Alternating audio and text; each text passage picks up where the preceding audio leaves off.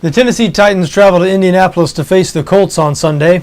Indianapolis a 4-point favorite on BETDAQ, 45 the total in this game. These teams met just 2 weeks ago, Colts pulling out a 30-27 win in Tennessee, but the Titans dominated the first half of that game. They went into the locker room with a 17-6 lead.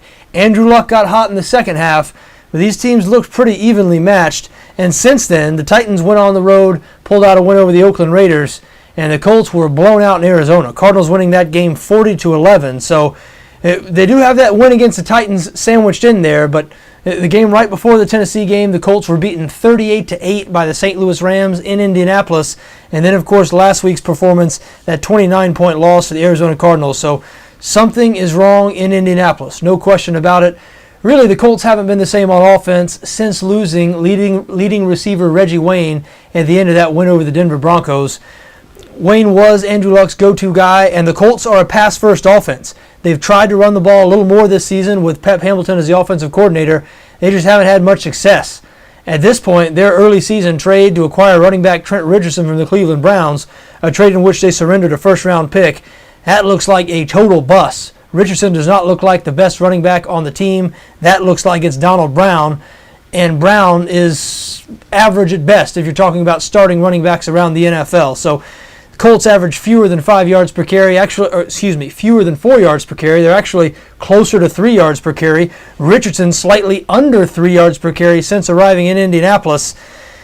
Tennessee has a good defense. They're especially good against the pass. 8th in the NFL against the pass, 11th in points allowed. So you'd expect that Titans defense to have some success slowing down this Indianapolis offense, which, as we said, has struggled in recent weeks, even though the Colts did get it going in the second half of that game in Tennessee just 2 weeks ago. That's why any Titans angle here, you always have to come back to, well, these teams did just play 2 weeks ago. We saw it on the field, and we saw in the second half of that game the Colts were just too much for the Titans.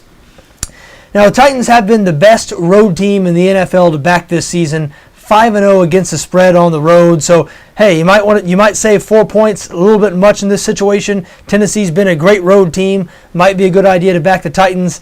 As for me, I think I lean towards the other side here. I know the Colts have been struggling, and I don't think they're any longer a legitimate contender to win the AFC. I do believe that the loss of Reggie Wayne was a significant loss, and I don't think this offense is going to return to form. But I think they'll be able to get it together and beat the Tennessee Titans. Tennessee, not particularly good on offense, and I believe the Colts are underrated on defense. If you can't run the ball on Indianapolis, you're going to have trouble scoring a whole lot of points on their defense.